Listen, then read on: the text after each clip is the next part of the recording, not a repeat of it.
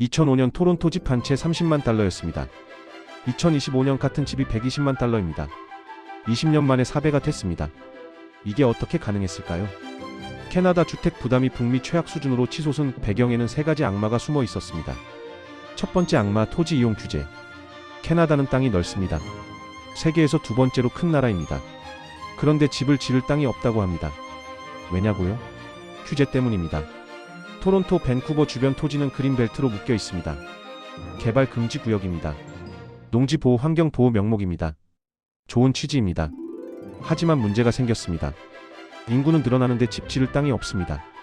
토론토 시내에 콘도 짓겠다. 시의회 승인 받아야 합니다. 평균 3에서 5년 걸립니다. 환경평가, 주민의견 수렴, 교통 영향 분석. 끝도 없습니다.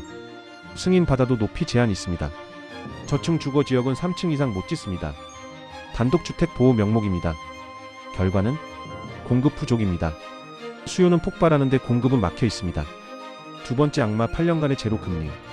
2008년 금융위기 이후 캐나다 중앙은행은 금리를 바닥까지 내렸습니다. 0.25%에서 0.5%, 거의 제로입니다. 2015년부터 2023년까지 8년간 초저금리 시대였습니다. 무슨 일이 벌어졌을까요? 모두가 돈을 빌렸습니다. 집 한 채 사려면 다운 페이먼트 5%만 내면 됩니다. 50만 달러 집 2만 5천 달러면 삽니다. 나머지 47만 5천 달러는 은행이 빌려줍니다. 금리가 1%도 안 되니까 이자도 거의 없습니다. 월 모기지 페이먼트가 1,800달러. 렌트비랑 비슷합니다. 그럼 사야지. 모두가 샀습니다.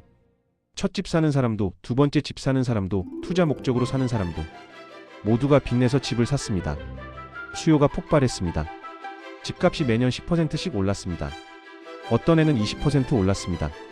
2005년 30만 달러 집이 2010년 45만 달러, 2015년 70만 달러, 2020년 95만 달러, 2025년 120만 달러. 20년 만에 4배입니다. 세 번째 악마, 인구 폭증. 캐나다는 이민 국가입니다. 매년 수십만 명이 들어옵니다. 2015년부터 2023년까지 이민자 수가 폭발했습니다. 연간 30만 명에서 40만 명. 2023년에는 50만 명 넘었습니다. 그들은 어디로 갔을까요? 토론토, 밴쿠버입니다. 일자리 있는 곳. 대도시로 몰렸습니다.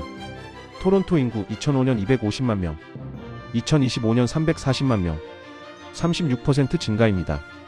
밴쿠버 인구 2005년 210만 명, 2025년 290만 명, 38% 증가입니다.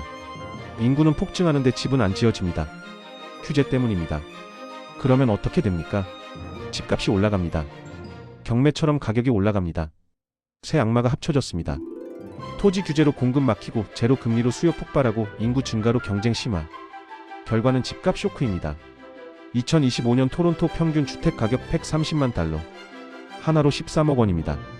밴쿠버 평균 180만 달러. 하나로 18억 원입니다. 평범한 셀러리맨이 평생 일해도 못 삽니다. 다운 페이먼트 20% 모으려면 토론토 26만 달러, 밴쿠버 36만 달러. 하나로 2억 6천만 원에서 3억 6천만 원입니다. 20대, 30대가 10년 모아도 안 됩니다. 그래서 포기합니다. 집은 꿈도 못 꿔. 렌트로 삽니다. 렌트비도 폭등했습니다. 토론토 원룸 월 2,800달러. 하나로 280만 원. 밴쿠버 월 3,200달러. 하나로 320만 원. 월급의 절반 이상이 집세로 나갑니다. 그러면 어떻게 됩니까? 소비가 줄어듭니다. 외식 안 합니다. 여행 안 갑니다. 저축도 못 합니다. 결혼도 못 합니다. 애도 안 낳습니다. 경제가 망가집니다. 이게 2026년 캐나다의 현실입니다. 지난 20년간 집값 폭등, 땅 규제와 저금리가 불을 지폈습니다. 그리고 지금 모두가 그 대가를 치르고 있습니다. 젊은 세대는 집을 못 사고 기존 집주인들은 이자 폭탄에 시달리고 경제는 침체됩니다. 캐나다 주택시장 20년간의 광기가 이제 끝나가고 있습니다.